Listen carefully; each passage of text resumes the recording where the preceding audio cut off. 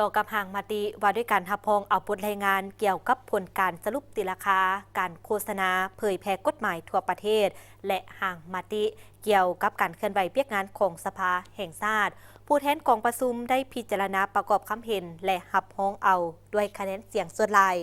ในเวลาพิจารณาหางมาติว่าด้วยการหับพ้องเอาบทรายงานเกี่ยวกับผลการสรุปตีราคาการโฆษณาเผยแพร่กฎหมายทั่วประเทศกองประชุมตีราคาสูงต่อรัฐบาลที่ได้เอาใจใส่ซี่นำกระทรวงองค์การและองค์การปกครองท้องถิ่นในการจัดตั้งโฆษณาเผยแพร่กฎหมายที่อยู่ในความรับผิดชอบของตนแนวใดก็ตามสภาแห่งชาติเห็นว่าการโฆษณาเผยแพร่กฎหมายยังบ่ทันแข็งแรงเลิกเซิงและทั่วถึงยังมีกฎหมายบางฉบับบ่ได้รับการเผยแพร่บางแขนงการองค์การและท้องถิ่นยังบ่ทันเอาใจใส่สร้างแผนการแผนงานและโครงการอันละเอียดในการโฆษณาเผยแพร่กฎหมายที่อยู่ในขอบเขตความรับผิดชอบของตนกลไกการประสานงานระหว่างแขนงการด้วยกันและแขนงการกับท้องถิ่นในเปียกงานดังกล่าวยังบ่ทันแน่นแฟ้นกลมเกี่ยวกันเห็นให้เปียกงานโฆษณาเผยแพร่กฎหมายยังขาดลักษณะเป็นระบบบ่ต่อเนื่องและบ่ทันมีประสิทธิภาพและประสิทธิผลสูงเท่าที่ควร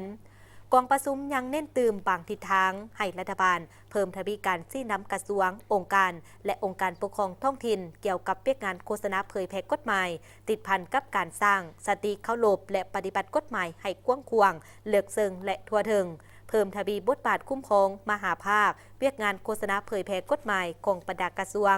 องค์การและองค์การปกครองท้องถิ่นโดยสร้างเป็นแผนการพัฒนาการโฆษณาเผยแพร่กฎหมายแต่ละปี5 ปีเพื่อสุกยูติดตามกฎกาการจะตั้งปฏิบัติเปียกงานโฆษณาเผยแพร่กฎหมายที่อยู่ในขอบเขตความรับผิดชอบของตนให้เป็นระบบต่อเนื่องและมีประสิทธิผลเอาใจใส่พิจารณาแก้ไขงบประมาณประกอบพาหนะและอุปกรณ์หับไส้ที่จำเป็นให้แก่เปียกงานโฆษณาเผยแพร่กฎหมายผ่านการปรับปรุงเนื้อในตามการประกอบคำเห็นของสมาชิกสภาแห่งชาติกองประชุมก็ได้ลงคะแนนหับพ้องเอาหางมติฉบับดังกล่าวด้วยคะแนนเสียงส่วนหลายส่วนหางมติกองประชุมสภาแห่งชาติว่าด้วยการหับพ้องเอาบทรายงานการจัดตั้งปฏิบัติแผนการเคลื่อนไหวเปียกงานแต่ละกองประชุมก็คือแต่กองประชุมสมัยสามัญเถื่อที่8หาเถื่อที่9และที่ทั้งแผนการฮอดกองประชุมสมัยสามัญเถื่อที่10ของสภาแห่งชาติสุดที่9ซึ่งด้านในได้ผ่านในกองประชุมตอนเช้าวันที่25มิถุนายน